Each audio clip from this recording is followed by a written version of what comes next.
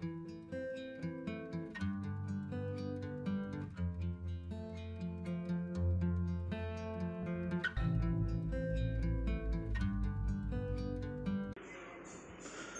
Welcome to one world India. আজকে আমরা দেখব ডাব্লিউবিই পেনশন ওয়েবসাইট থেকে কোনো শিক্ষক শিক্ষিকা রিটায়ারমেন্টের পর ইপিপিও জেনারেট হয়ে যাওয়ার পর জেনারেলি আমরা লাইবিলিটি সার্টিফিকেট এবং নো লাইবিলিটি সার্টিফিকেট কীভাবে জেনারেট করব। তো আসুন দেখে নেওয়া যাক। তো প্রথমে যেটা করতে হবে, আমাদের ডাব্লিউবিই পেনশন ওয়েবসাইটে ঢুকতে হবে এবং এই ডাব্লিউবিই পেনশন ওয়েবসাইটে গিয়ে আদার দ্যান অ্যাপ্লিকেন্ট লগ ইনে ক্লিক করতে হবে। আপনারা স্ক্রিনে দেখতে পাচ্ছেন, স্ক্রিনের বাঁদিকে আদার দ্যান অ্যাপ্লিকেন্ট লেখাটা হলুদ হয়ে আছে, এখানে আমরা ক্লিক করব। আদার দ্যান অ্যাপ্লিকেন্ট লগ ইনে ক্লিক করার সাথে সাথে ইউজার আইডি, পাসওয়ার্ড এবং ক্যাপচা দিয়ে আমরা লগ ইন করব। লগ ইন করার সাথে সাথে আপনারা হোম পেজে ল্যান্ড করবেন এবং হোম পেজে দেখুন ডান দিকে রিপোর্ট বলে একটি ট্যাব আছে। এখানে ব্লু কালারের রিপোর্টটা হাইলাইট হয়ে আছে। এই রিপোর্টে ক্লিক করে আমরা যেটা করব, রিপোর্টে ক্লিক করে সেই ব্যক্তি যে রিটায়ার করেছে বা রিটায়ারমেন্টের প্রক্রিয়া সম্পন্ন হয়েছে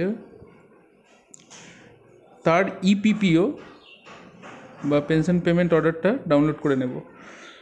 তো আমরা দেখুন রিপোর্টে ক্লিক করেছি।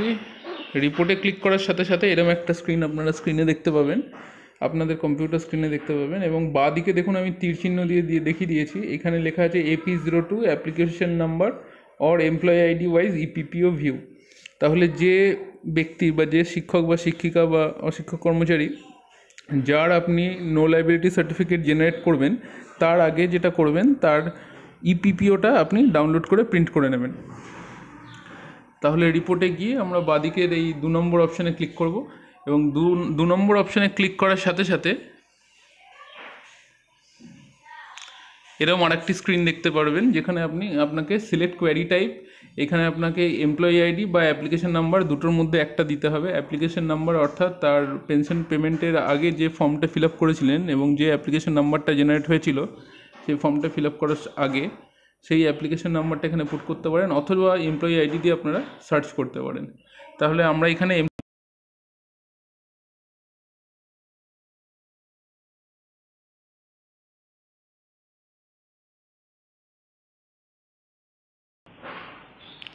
এমপ্লয়ি আইডি দিয়েছি এবং সিলেক্ট ফাইল টাইপ ফ্রেশ অপশানে ক্লিক করেছি।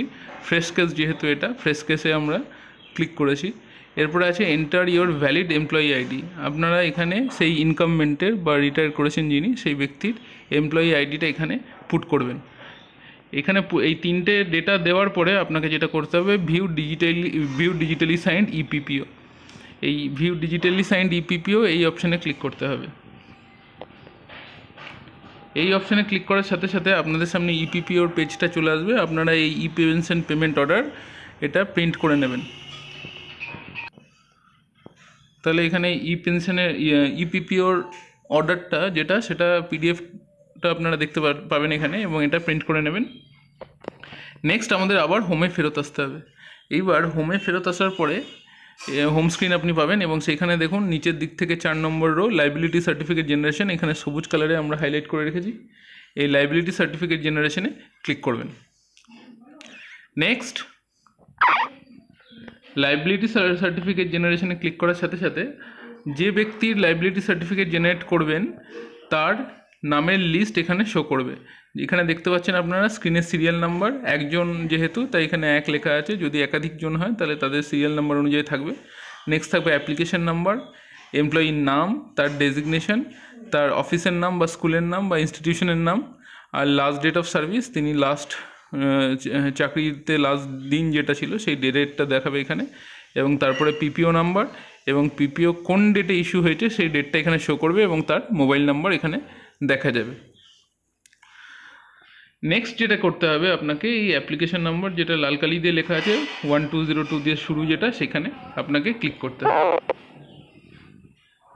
ক্লিক করার সাথে সাথে দেখুন আর একটা পেজ খুলবে, যেখানে এমপ্লয়ির সমস্ত ডিটেলস এখানে দেখাবে, যেমন অ্যাপ্লিকেশন নাম্বার, এমপ্লয়ির নাম, নেম অফ দ্য ইনস্টিটিউশন বা কোন স্কুলে সে চাকরি করতেন, name of the claimant, type of cessation, PPO number ইত্যাদি, employee code, designation, DISE code, relationship with employee, last date of service, pension disbursement authority, ইত্যাদিগুলো থাকবে।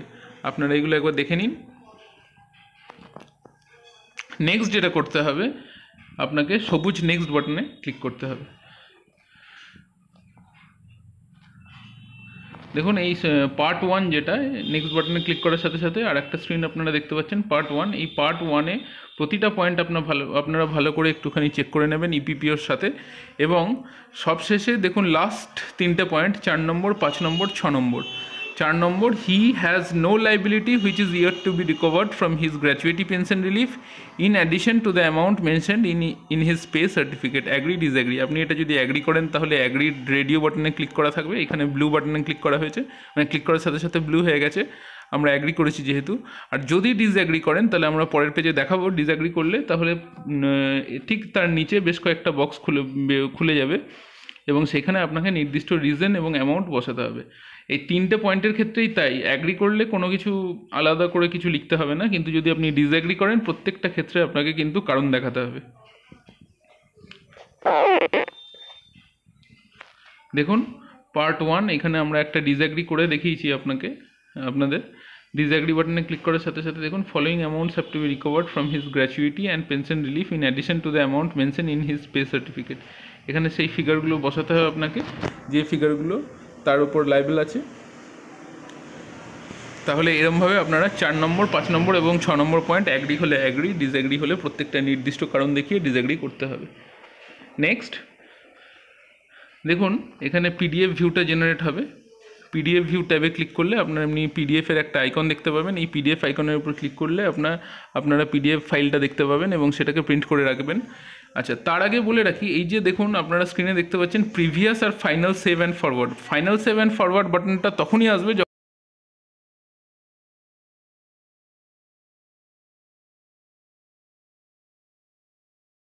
কালিতে 3খানা পয়েন্ট দিয়েছে, fill up part 1 and save as draft, go to PDF view tab to view PDF and final save.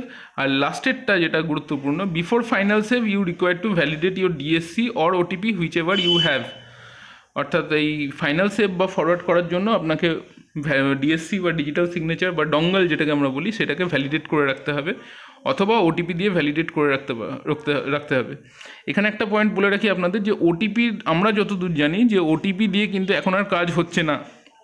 অর্থাৎ OTP হয়তো আপনাদের head of the ইনস্টিটিউশনের মোবাইলে আসতে পারে, কিন্তু সেটা দিয়ে জেনারেলি ভ্যালিডেট করা যাচ্ছে না। এখন এটাকে আপডেট করেছে কিনা সেটা আমার জানা নেই, কিন্তু ডঙ্গল থাকাটাই বেটার, ডঙ্গল দিয়ে করার চেষ্টা করবেন। তাহলে আমরা ফাইনাল সেভ অ্যান্ড ফরওয়ার্ডের বাটনে ক্লিক করব। আচ্ছা, তার আগে ওই পিডিএফ ফাইলটার আমরা একটা স্ক্রিনে দেখিয়ে দিই আপনাদের। পিডিএফ ফাইলটা এরম আসবে, এখানে সমস্ত তথ্যগুলো আপনারা একবার মিলিয়ে নেবেন, মিলিয়ে প্রিন্ট আউট ইপিপিওর সাথে মিলিয়ে নেবেন এবং তারপর প্রিন্ট আউট করবেন। নেক্সট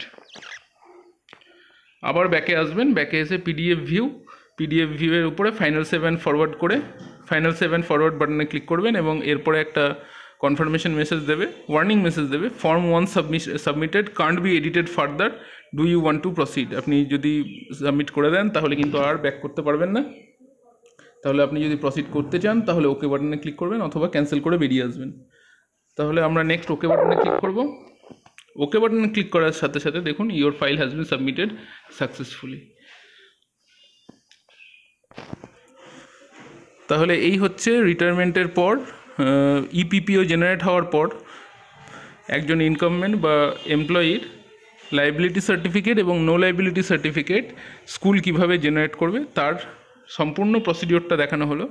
হোপফুলি ক্লিয়ার করতে পেরেছি আপনাদের। যদি কোনো প্রবলেম থাকে আমাদের মেল করতে পারেন, এছাড়াও কমেন্ট সেকশনে কমেন্ট করতে পারেন।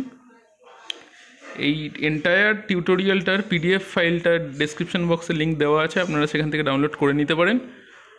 দেখবার জন্য অসংখ্য ধন্যবাদ। সঙ্গে থাকুন, দেখতে থাকুন। ধন্যবাদ।